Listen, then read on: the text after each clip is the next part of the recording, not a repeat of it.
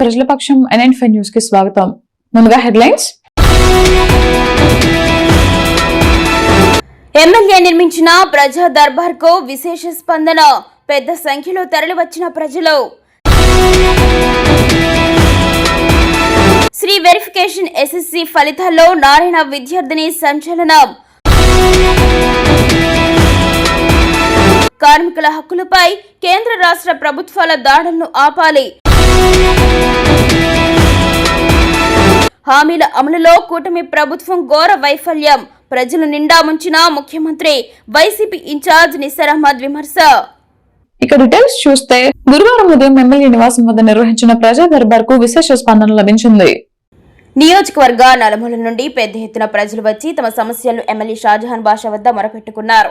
ఎంతో కాలంగా పరిష్కారం కాని సమస్యలను ఎమ్మెల్యే దృష్టికి తీసుకువచ్చి తమ సమస్యలను పరిష్కరించాలని కోరారు. స్పందించిన ఎమ్మెల్యే షాజహాన్ బాషా సంబంధిత అధికారులతో సెల్ ఫోన్లో మాట్లాడి ప్రజల సమస్యలను పరిష్కరించాలని సూచించారు.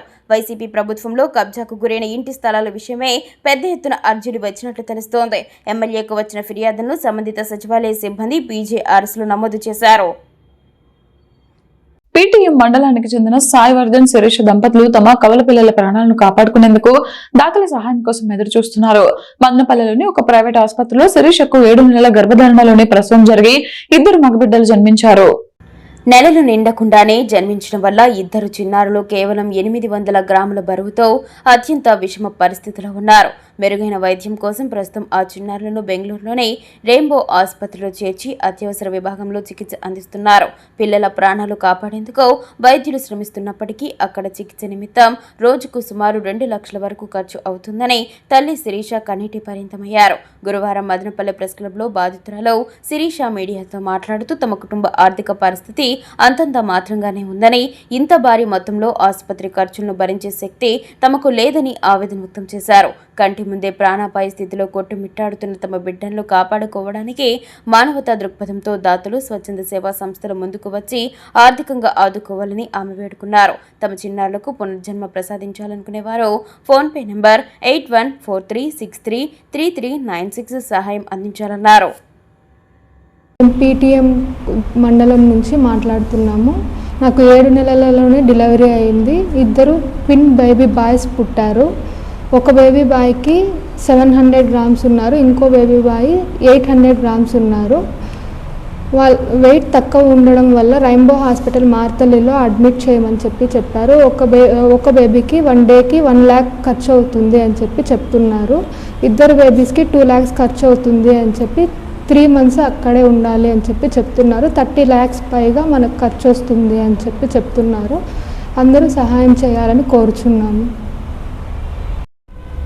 అందరికీ నమస్కారం. ఈ అమ్మాయి వచ్చి పేరు శిరీష, వీళ్ళ హస్బెండ్ పేరు వచ్చి సాయివర్ధన్. వీళ్ళు PTM మండలంలోని PTM దగ్గర కూలి పని చేసుకుంటూ జీవనం సాగిస్తున్నారు. ఈ అమ్మాయికి May 31st twins babies, boy babies premature delivery అయ్యింది. ఆర్గాన్స్ అన్నీ ఇంకా డెవలప్ కానందువలన ఇక్కడ మదనపల్లిలో ట్రీట్మెంట్ చేయలేని పరిస్థితిలో ఇక్కడ డాక్టర్సు బెంగళూరులోని మార్తల్లి రెయిన్బో హాస్పిటల్కి రెఫర్ చేశారు. అక్కడ వెళ్ళి మనం అడ్మిట్ అవుతే వాళ్ళు 30 days to 60 days 30 రోజుల నుంచి 60 రోజుల వరకు ట్రీట్మెంట్ కంపల్సరీ అన్నారు.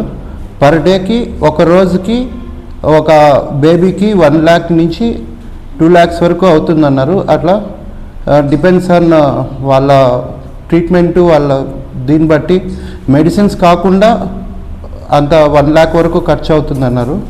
వీళ్ళు ఏమీ జరగదు, కూలి పని చేసుకుంటా ఏదో జీవనం సాగిస్తున్నారు.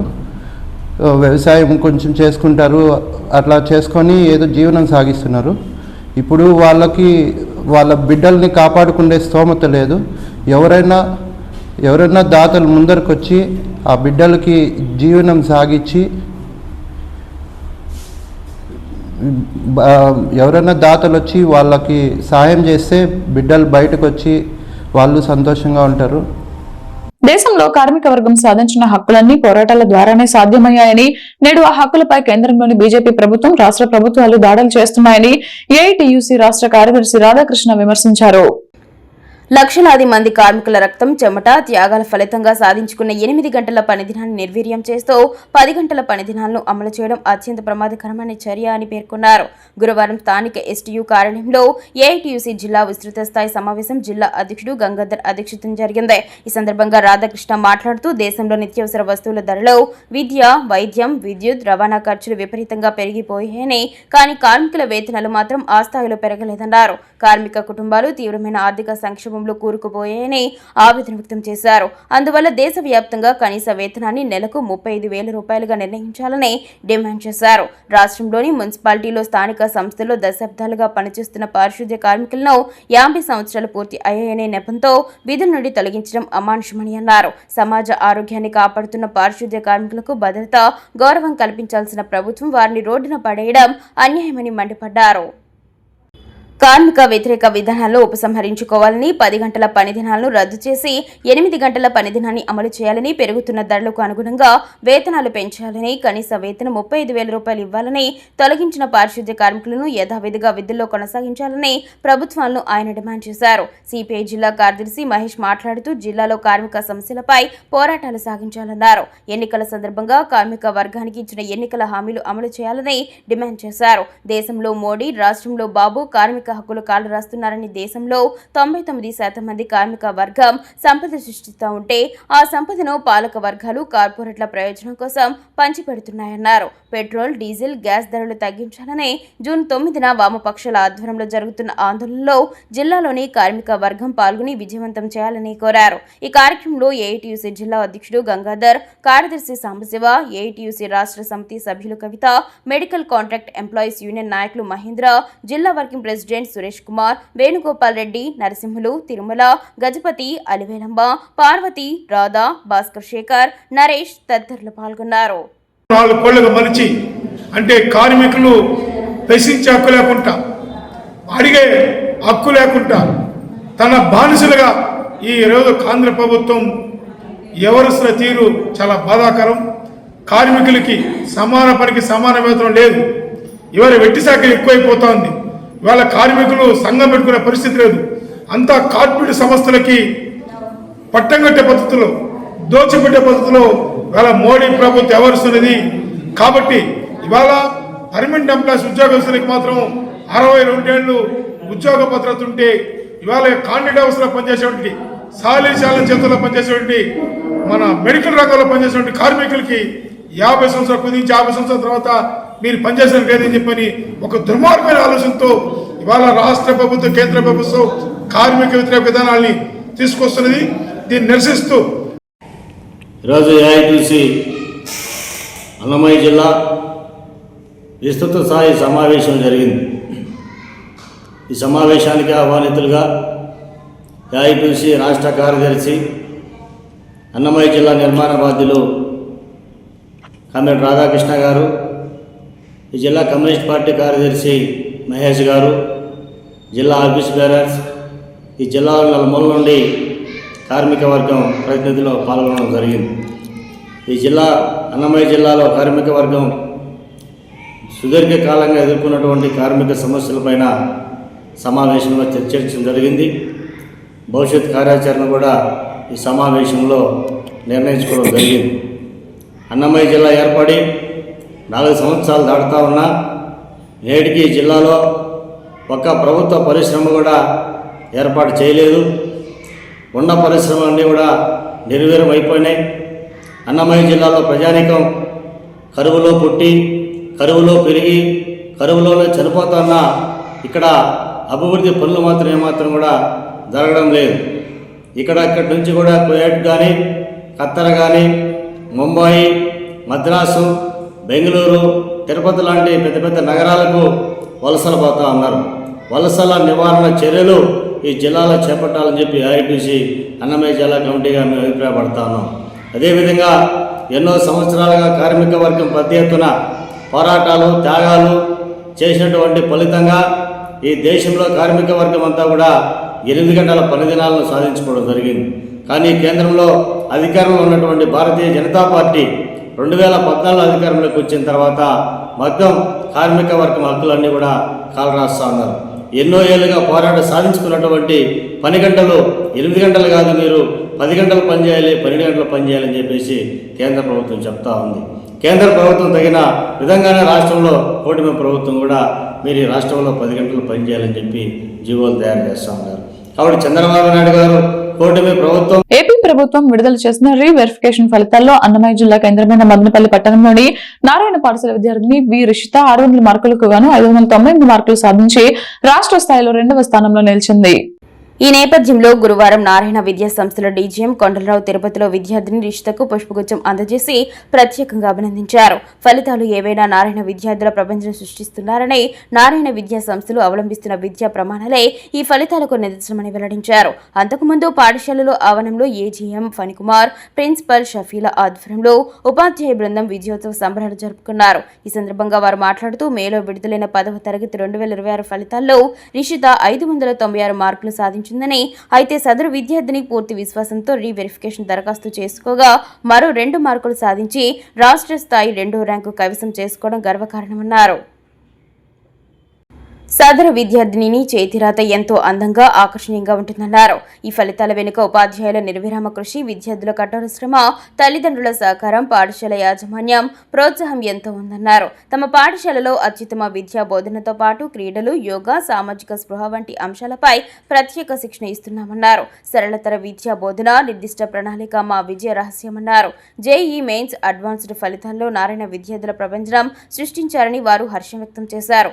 ఇదే స్ఫూర్తితో పనిచేసి భవిష్యత్తులో మరింత మెరుగైన ఫలితాల సాధనకు కృషి చేస్తామని వారు స్పష్టం చేశారు. ఈ కార్యక్రమంలో ఆర్ఐ ఆంజనేయులు, కోఆర్డినేటర్ రెడ్డి శేఖర్, ఏవో సోమశేఖర్ తదితరులు పాల్గొన్నారు. నారాయణ పాఠశాల తరఫున ఈ సంవత్సరం 10వ తరగతి ఫలితాలలో 596 మార్క్స్లో వి రిషిత అనే విద్యార్థిని మదనపల్లి టౌన్ ఫస్ట్గా నిలిచింది. ఈ సంవత్సరం ప్రకటించినటువంటి 10వ తరగతి ఫలితాల్లో తర్వాత రీవాల్యుయేషన్ పరంగా ఆ అమ్మాయి నాకు ఎక్కడ తప్పులు చేయలేదు, నాకు ఇంకా మార్కులు రావాలి అని రీవాల్యుయేషన్కి అప్లై చేస్తే ఇవాళ సఫలంగా ఆ అమ్మాయి విత్ ఆన్సర్ షీట్గా మేము చూస్తే రాష్ట్రంలోనే ద్వితీయ మార్క్ 598, నారాయణ గ్రూప్లో ఫస్ట్ మార్క్, ఆంధ్రప్రదేశ్లో నారాయణ గ్రూప్లో ఫస్ట్ మార్కు, రాష్ట్రంలోనే ద్వితీయ మార్కు సాధించింది. దీనికి చాలా గర్వంగా ఫీల్ అవుతున్నాము. దీనికి తోడ్పాటును అందించినటువంటి ఉపాధ్యాయులు, పాఠశాల ప్రధానోపాధ్యాయులు అందరికీ ప్రత్యేక కృతజ్ఞతలు మరియు విద్యార్థుల యొక్క తల్లిదండ్రులకు ప్రత్యేక కృతజ్ఞతలు తెలుపుతూ ఈ విజయం సాధించడం కోసం నారాయణ పాఠశాలలు డైలీ ఎగ్జామ్స్ కావచ్చు, మంత్లీ ఎగ్జామ్స్ కావచ్చు, పాఠశాలలో కరికులంలో ప్రతి విద్యార్థి పైన తీసుకున్నటువంటి ప్రత్యేక శ్రద్ధ, ఇవన్నీ తోడ్పాటుతో ఈరోజు మేము రాష్ట్రంలో ద్వితీయ మార్కు సాధించి సగర్వంగా మా రిజల్ట్ను మేము చెబుతున్నాము. దీనికి తోడ్పాటును అందించినటువంటి ప్రతి ఒక్కరికి ధన్యవాదములు. అలాగే నారాయణ మేనేజ్మెంట్ మాకు ఈ అవకాశం ఇచ్చి పిల్లలకి ఈ విధమైనటువంటి విద్యా బోధనలు అందించడానికి కావాల్సినటువంటి తోడ్పాటును ప్రతి విషయంలోనూ మేనేజ్మెంట్ మా వెనకుండి ఈరోజు అందించింది. దీనికి ప్రత్యేకంగా మా చిత్తూరు జిల్లా, ఉమ్మడి చిత్తూరు జిల్లా డీజీఎం కొండలరావు గారికి ప్రత్యేక అభినందనలు తెలుపుకుంటున్నాము. కొండలరావు గారి యొక్క ఆధ్వర్యంలో రాష్ట్రంలో మొదటిసారిగా రాష్ట్ర స్థాయి ర్యాంకు సాధించాము. ఈ ఏడు నారాయణ రిజల్ట్ చూస్తే ప్రతి విషయంలోనూ కూడా మొన్న ప్రకటించినటువంటి జేఈ అడ్వాన్స్లో ఆంధ్ర రాష్ట్రంలో ఫస్ట్ ర్యాంకు చిత్తూరు జిల్లా, అలాగే ఇంటర్మీడియట్ మార్కుల్లో మొదటి స్థానం చిత్తూరు జిల్లా, జేఈ మెయిన్స్లో మొదటి స్థానం చిత్తూరు జిల్లా, ఇవాళ 10th క్లాస్ రిజల్ట్లో కూడా మొదటి స్థానంలో చిత్తూరు జిల్లా నిలవడం చాలా గర్వంగా ఉంది. సో మేము దీనికి సహకారం అందించినటువంటి ప్రతి ఒక్కరికి పేరు పేరున కృతజ్ఞతలు తెలుపుతాం. అండి మా దగ్గర ఆ అమ్మాయి ఎక్కడా కూడా నేను నారాయణ స్కూల్ మదనపల్లి బ్రాంచ్ ప్రిన్సిపల్గా వర్క్ చేస్తున్నాను. 2025-26 అకాడమిక్ ఇయర్ గాను 10th ఎస్ఎస్సి బోర్డు రీవెరిఫికేషన్ తర్వాత ప్రకటించినటువంటి రిజల్ట్స్లో 598 మార్కులతో మా విద్యార్థి వి రిషిత ఘన విజయం సాధించడం మాకు చాలా గర్వకారణంగా ఉంది. దీనికి మూల కారణం వచ్చేసి మా కరికులం, మా నారాయణ విద్యా సంస్థలో అందిస్తున్నటువంటి ప్రోగ్రాం. ఈ ప్రోగ్రాం ద్వారా మా ఉపాధ్యాయుల అంకిత శ్రమ వల్ల మాకు డైరెక్ట్గా ఇండైరెక్ట్గా సపోర్ట్ చేసినటువంటి మేనేజ్మెంటు, మా teacher Kondalarao sir, AGM Phanikumar sir and RA కానివ్వండి, మా ఏఓ కానివ్వండి, మా academic teams and 10th class incharges, వీరందరి కృషి వల్ల ఇంతటి విజయం సాధించడం చాలా గర్వకారణంగా ఉంది. సో ఇవాళ నేను మా విద్యార్థి వి రిషితాకు అభినందనలు తెలియజేస్తాను. Thank you. పెట్రోల్ డీజిల్ ధరలు పెంచుతూ కేంద్రం ప్రజలపై పెద్ద ఎత్తున భారాలు మోపుతోందని, దీనికి వ్యతిరేకంగా జూన్ 9న జిల్లా వ్యాప్తంగా రాస్తారోకో నిర్వహించాలని వామపక్ష పార్టీలు ప్రజలకు పిలుపునిచ్చాయి. అలాగే ప్రతిపక్ష నాయకులపై కేంద్ర విచారణ సంస్థలను ప్రయోగించి అప్రజాస్వామిక విధానాలను అనుసరిస్తుందని విమర్శించారు. గురువారం సిపిఎం జిల్లా కార్యాలయంలో సిపిఎం జిల్లా కార్యదర్శి పి శ్రీనివాసులు అధ్యక్షతన జరిగిన వామపక్ష పార్టీల సమావేశంలో సిపిఐ జిల్లా కార్యదర్శి P Mahesh, T Krishnappa, CPI liberation నాయకులు ఎం విశ్వనాథ్, సిపిఎం నాయకులు రామాంజలో, వెంకటాచలపతి, సిపిఐ నాయకులు మురళీలు పాల్గొన్నారు. అనంతరం జరిగిన విలేకరుల సమావేశంలో వామపక్ష నాయకులు మాట్లాడుతూ దేశంలో నిరంకుశ చర్యలు, పౌర హక్కులు, ప్రజాస్వామ్యం పై దాడి జరుగుతుందని తెలిపారు. ఇటీవల కాలంలో కేంద్ర ప్రభుత్వం పెట్రోల్, డీజిల్ ధరలను ఇప్పటికీ 4 సార్లు పెంచడాన్ని సమావేశం తీవ్రంగా ఖండించినట్లు చెప్పారు. మరలా ధరలను పెంచుతున్నట్లు వచ్చిన వార్తల పట్ల సమావేశం ఆందోళన వ్యక్తం చేసిందన్నారు. కేంద్రం తీరుకు వ్యతిరేకంగా జూన్ 7వ తేదీ వరకు జిల్లా వ్యాప్తంగా విస్తృత ప్రచారం, కరపత్రాల పంపిణీ, సమావేశాలు సదస్సుల రూపంలో నిర్వహించనున్నట్లు తెలిపారు. కేంద్రం పెట్రోలు ధరలను రోజువారీ లెక్కన పెంచుతుందని, దీనివల్ల ఉపాధిపై ప్రభావం పడుతుందని, రోజువారీ కూలీలు, చిన్న ఉద్యోగులు తీవ్రంగా నష్టపోతున్నారని అన్నారు. పెట్రోల్ ధరల్లో 54 రూపాయలు కేంద్ర, రాష్ట్ర ప్రభుత్వాల పన్నులే ఉన్నాయని, ధరలు పెరిగిన సమయంలో పన్నులు తగ్గించుకుని ప్రజలపై భారాలు పడకుండా చూడాల్సిన ప్రభుత్వం ఆ పని చేయడంలో చిత్తశుద్ధి చూపడం లేదన్నారు. పెరిగిన ధరలను ప్రజలపైన రుద్దుతున్నారని ఆగ్రహం వ్యక్తం చేశారు. 2 రోజులుగా జరుగుతున్న మహానాడులో గతంలో టీడీపీ హామీ ఇచ్చినట్లుగా పెట్రోల్, డీజిల్ ధరలు తగ్గిస్తూ తీర్మానం చేయాలని డిమాండ్ చేశారు. ప్రజలపై పడుతున్న భారాలను తగ్గించేందుకు పెట్రోల్, డీజిల్పై కేంద్ర, రాష్ట్ర ప్రభుత్వాలు పన్నులు తగ్గించాలని కోరారు. రష్యా, ఇరాన్ నుండి ఆయిల్ కొనుగోలు కొనసాగించాలని, కమర్షియల్ గ్యాస్ ను పాత ధరలకే ఇవ్వాలని డిమాండ్ చేశారు. ముఖ్యంగా కేజీ బేసిన్ గ్యాస్ పై 50% ప్రభుత్వానికి హక్కు కల్పించాలని కోరారు. కొత్తగా కాజా దగ్గర బయటపడ్డ గ్యాస్ ఆయిల్ ను వేదాంతకు ఇచ్చారని, దీన్ని ప్రభుత్వమే నిర్వహించాలని కోరారు. ప్రజలపై భారం వేసేలా అమెరికా నుండి ఆయిల్ కొనుగోలు చేయడం వెనుక ఆదాని కుంభకోణం కేసుల మాఫీ వ్యవహారం ఉందని అన్నారు. ఈ నెల 9న జరిగే రాస్తారోకో కార్యక్రమంలో ప్రజలు పెద్ద ఎత్తున పాల్గొని పాలకుల మెడలు వంచాలని పిలుపునిచ్చారు. అందరికీ నమస్కారం. ఈరోజు మదనపల్లె జిల్లా కేంద్రంలో సిపిఐ, సిపిఎం, సిపిఐఎంఎల్ లిబరేషన్ పార్టీల ఆధ్వర్యంలో ఈ సమావేశం ఏర్పాటు చేయడం జరిగింది. దీని ముఖ్య ఉద్దేశం ఈ నెల 9వ తారీఖున జిల్లా కేంద్రాలలో వామపక్ష పార్టీల ఆధ్వర్యంలో నిరసన కార్యక్రమాలు జరుగుతూ ఉన్నాయి. రకాలుగా ఇబ్బందులు పడుతూ ఉంటారు కాబట్టి ఆ ఉద్దేశంతో ఖచ్చితంగా ఈ కేంద్ర ప్రభుత్వం చేస్తున్నటువంటి దుర్మార్గం పైన, ఈ పెంచిన ధరలపైన పెద్ద ఎత్తున ఈ నెల 9వ తారీఖున ఆందోళన కార్యక్రమాలు జరుగుతున్నాయి. కాబట్టి ఈ సమావేశం జరిగింది. వామపక్ష పార్టీలు ఇచ్చినటువంటి పిలుపులో భాగంగా కేంద్ర ప్రభుత్వం చాలా దుర్మార్గంగా పెంచినటువంటి పెట్రోలు, డీజిల్, గ్యాస్ ధరలను తగ్గించాలని ఈ నెల 9వ తేదీన రాస్తారోకో నిరసన కార్యక్రమాలు వామపక్ష పార్టీలు పిలుపునిచ్చినాయి. ఆ పిలుపులో భాగంగా మదనపల్లి పట్టణంలో రాస్తారోకో నిరసన కార్యక్రమాలు జరుగుతాయి. ఈ కార్యక్రమంలో ప్రజలందరూ కూడా పాల్గొని జయప్రదం చేయాలని సిపిఎం అన్నమయ్య జిల్లా కమిటీ తరఫున, అదేవిధంగా వామపక్ష పార్టీల తరఫున ప్రజలకు విజ్ఞప్తి చేస్తూ ఉన్నాం. నరేంద్ర మోడీ ప్రభుత్వం కేవలం ఈ దేశం అంటే భారతదేశంలో అంబానీ, అదానీలు, రాష్ట్రంలో చంద్రబాబు నాయుడు, పవన్ కళ్యాణ్ కూటమి ప్రభుత్వాలకి అమరావతి, పోలవరం తప్ప ఇంకేమీ ప్రజల సమస్యలు పండడం లేదు. ఈరోజు పెట్రోల్, డీజిల్ పెరగడం ద్వారా సామాన్య ప్రజల మీద నిత్యావసర వస్తువుల ధరలు పెరగడం, అనేక భారాలు వారి నెత్తిన పడుతున్నటువంటి పరిస్థితి. కమర్షియల్ సిలిండర్ ధర పెరిగిందని వల్ల ఈరోజు భవన నిర్మాణ కార్మికులు, తోపుడు కార్మికులు, హమాలీ కార్మికులు, వలస కార్మికులు రకరకాలుగా ఇబ్బందులు పడుతున్నటువంటి పరిస్థితి. కాఫీ, టీ ధరలు కూడా పెంచుకోవాల్సినటువంటి పరిస్థితి. లేదంటే చిన్న చిన్న హోటళ్ళన్నీ కూడా మూసుకోవాల్సినటువంటి పరిస్థితి ఏర్పడింది.